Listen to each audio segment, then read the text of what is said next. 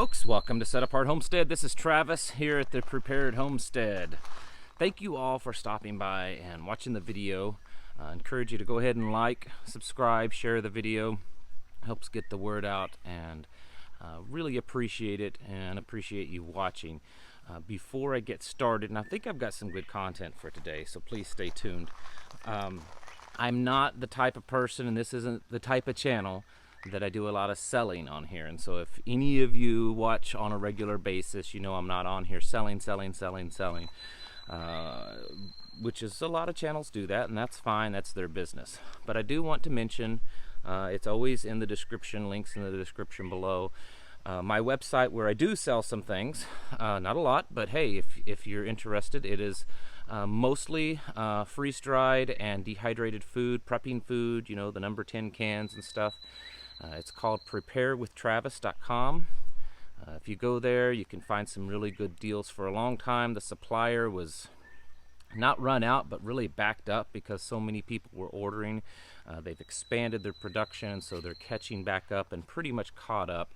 So the wait to get the stuff isn't that long, but there's some really good deals, good quality stuff. And for those of you that may not be meat eaters or like to keep it separate from other foods, they have a lot of foods that are vegetarian or just don't include meat in their products, if that's for you. But preparewithtravis.com, and the link is below in the description. All right. So I haven't made a video in a few days, about 4, I think, only because it's just been busy around here. I mean, that's how it is on a homestead, and we're kind of, as I've told in past videos, you know, starting over again in a way with this property. So it's just a lot of work. So I want to recap on all the wonderful craziness that's happened in the last 4 days. For those of you, because it's been a holiday weekend, Independence Day, maybe you've kind of not been keeping up on all the crazy cool things that's happening and on Independence Day weekend 2020, because as you know, in 2020 something new every day. So here's a recap. The bubonic plague, that's right, Black Death plague from the 14th century Middle Ages. They've had a small outbreak in Mongolia. They tried to quarantine and shut that down because it was there on the Chinese border, and guess what? Now they have cases in China. Bubonic plague, that's correct. From my research, it looks like there's not been a case of bubonic plague in that region since about the 6th century. Yeah, a long time. Interesting. Swine flu. There is a new swine flu, mutated new version of the swine flu that they're having small outbreaks in China. From what I hear, it's mostly just in animals, but they fear that it could cause an outbreak in humans.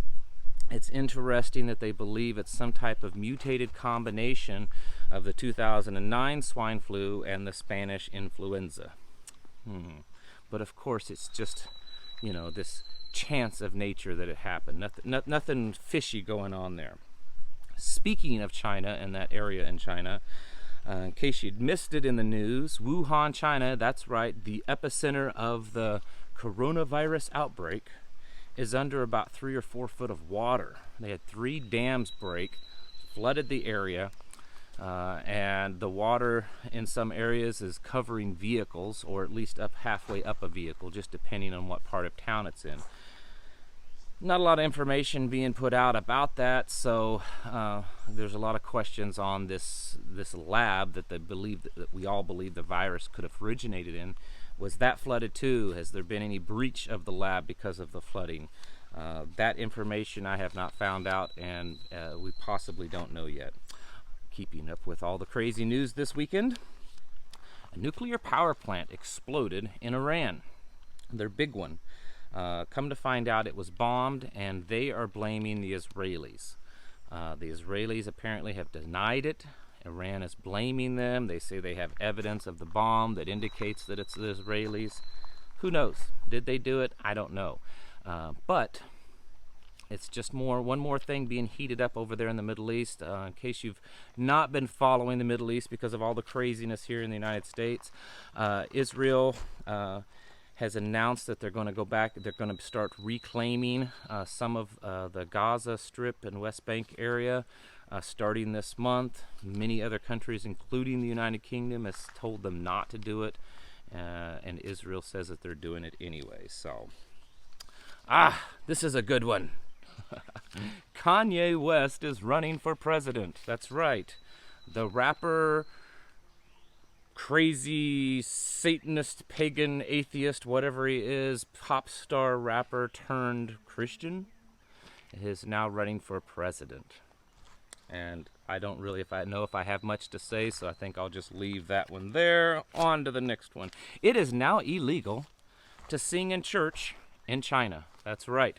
Per the Governor Newsom's orders in China. Did I say China? California. Pretty close. It's an excusable slip of the tongue, right?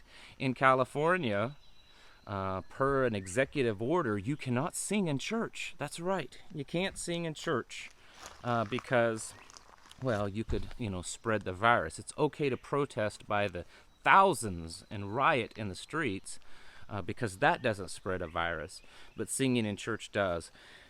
And mentioning churches, there's been videos of Black Lives Matter groups going into churches during services, causing a ruckus, spewing profanity, trying to incite violence during church services. So, along with the many other things that they're doing, attacking your religious beliefs, that's one of them, which also fits right into the Marxist communist handbook. Not that maybe there is, I don't know, but I'm just saying that's exactly what they did. Go back and look at the communist revolution in Russia and in China. Several more states have issued statewide mandated mask wearing, and people are resisting. There's been protests and fights and all kinds of stuff happening because of that. Now, more rioting in the streets, continually rioting and violence all over the United States. 24 people were shot in Atlanta over the weekend, including the death of an 8-year-old child. In Chicago, 17 people were killed, 63 people were injured, and 2 children were killed over the weekend in Chicago. Some of it was due to rioting, and some of it was just pure violence. And the rioting is continuing on all over the country. The state of Minnesota has announced that they have had over $500 million in damages due to the rioting and looting. And of course, they're asking for the federal government's help in that, a federal emergency declaration. Interesting. Anyways, Ghislaine, and I guess I'm pronouncing it right, but I may be wrong, Ghislaine Maxwell was arrested. She was kind of the right-hand person for Epstein, and a lot of rumors out there that she knows a lot of powerful people that's involved in the child sex trafficking scandal that the media doesn't really want to talk about a lot. So we'll see if how long she survives this. Now on to the thing that I really wanted to talk about in the video, and that was over the weekend, a black militia, heavily armed, or very armed, let's just say that, showed up in an area called Stone Mountain, Georgia. I guess they also had another group somewhere in Arizona, but apparently it wasn't a very big one because there's not a lot of information out on that one.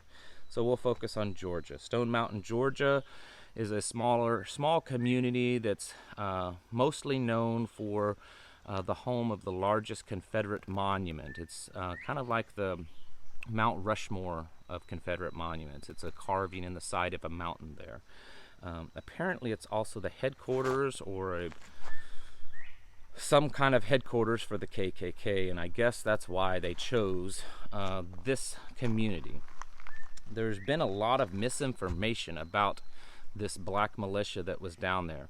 So at first I want to clarify some things because I've done some research the last 2 days because I was seeing all this information, these videos and people posting stuff and talking about it in news, and there was a lot of, some people were saying it was happening in Seattle and some people were saying it was happening, all over the place. So I wanted to kind of dig in, and I actually watched some of the videos that the leader of this group puts out on his channel, and very charismatic but kind of disturbing.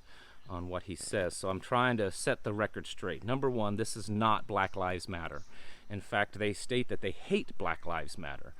They are not affiliated whatsoever with them.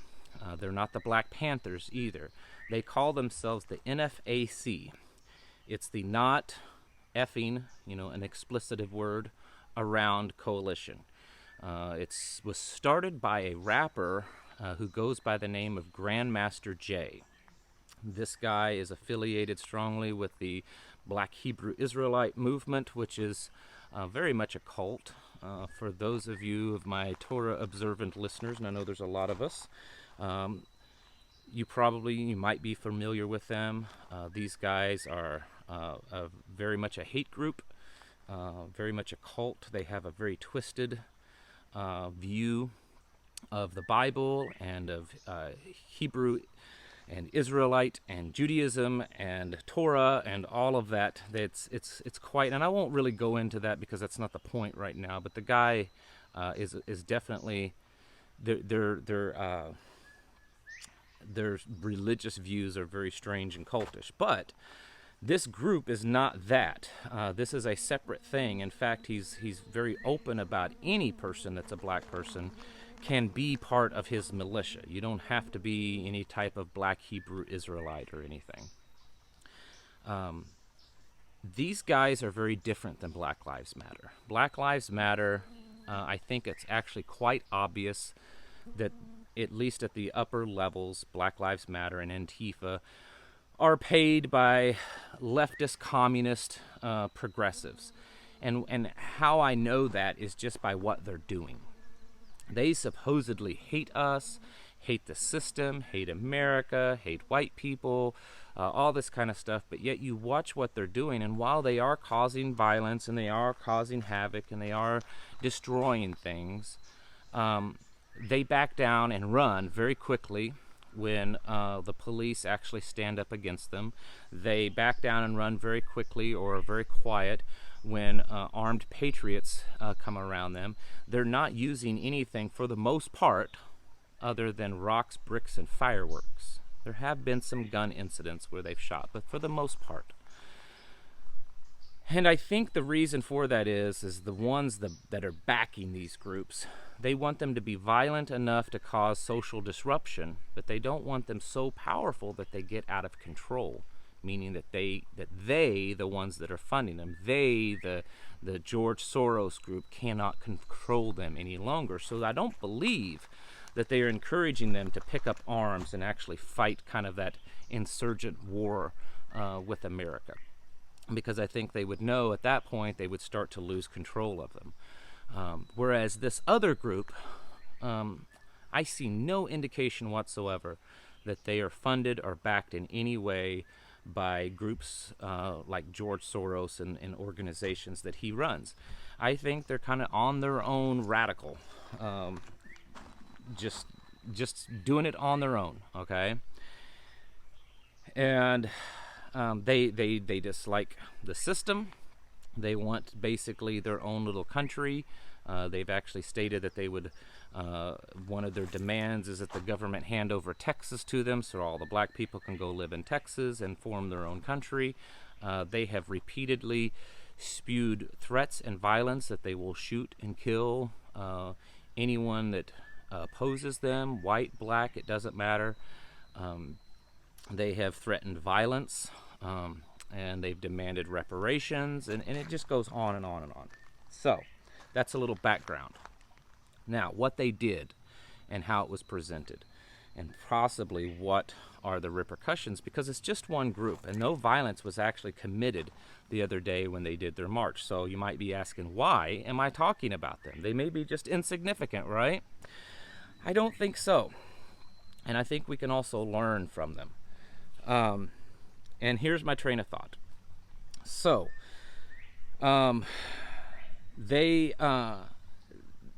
I believe that they accomplished what they set out. They got publicity, and as many of those of us that are more trained and have that trained eye and know what to look for, to the mass public, they looked good.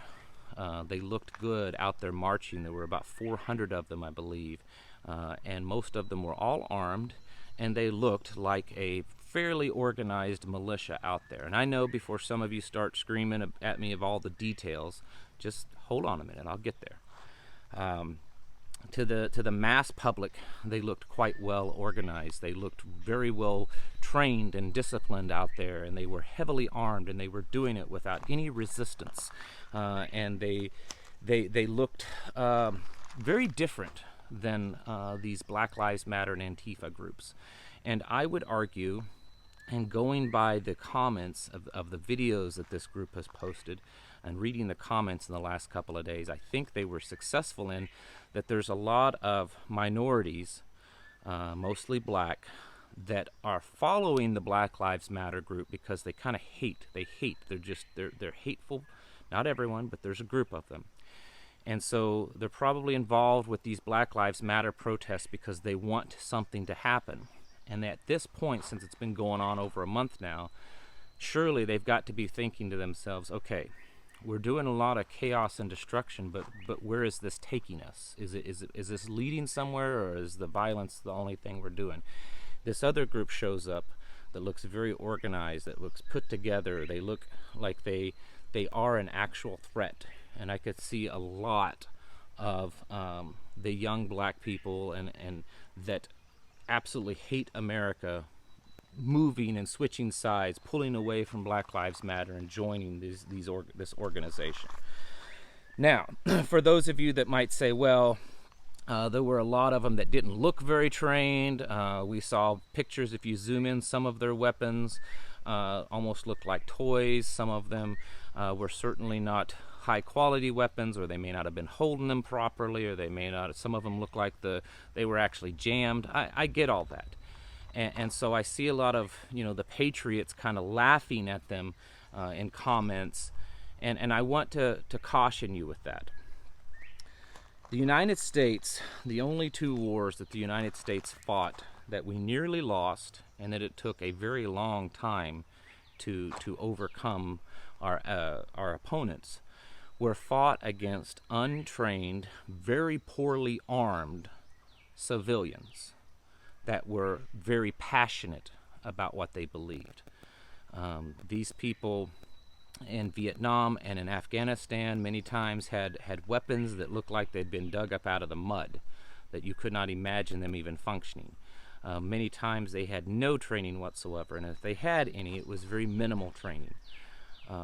And they had very little technology, very little larger arms other than small, arm rifles and old rifles at that. And it was very difficult for us to kind of take them. And for those of you that have a military background, you know that most of the times guerrilla warfare is the more difficult type of warfare to combat versus a standing regular army. And so at no time do I discount this group as being a non-threat because they're not as trained as someone, or they may not have the weapons of such a high caliber, high quality.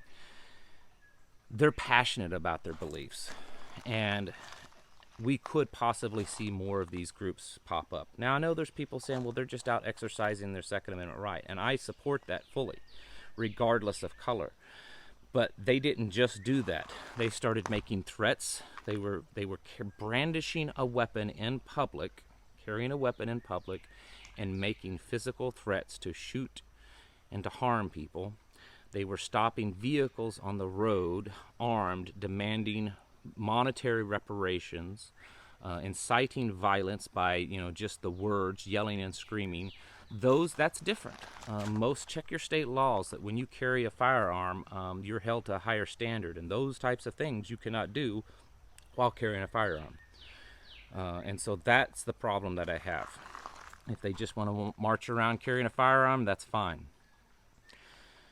We are behind the times on this, those of us patriots. Some of you are involved in MAG groups. Some of you are involved in organizations like 3%ers. Some of you are involved in local militia groups. I don't see any of them looking as good as those guys did. And even those guys, I understand their weaknesses. I understand the details. but on a public, stage, they looked pretty good. And I understand also that the media is going to paint it in a different picture, because they were out there armed and marching and screaming black power, and if you saw the same thing with white guys screaming white power, of course the media would just tear them apart. And that's not what I'm advocating at all. I'm not advocating one race against another, because it's bigger than that. This isn't just a race war. This is a war that has been started by hard left progressive Marxist communists. And they have done this so that they can tear down our nation and pull us apart, and putting one race against another, one minority, one person against another. That is what they are doing. And we have to wake up as a people and realize it's not about your skin color, okay? We were all created by the same Father in heaven. And it doesn't matter what your skin color is. It matters what's in here, right? And they are tearing us apart. And we have to stand together. We cannot look to law enforcement anymore as really protecting us, because so many of them have been ordered to stand down, and that's what they're doing. And I don't think we can look to the military anymore.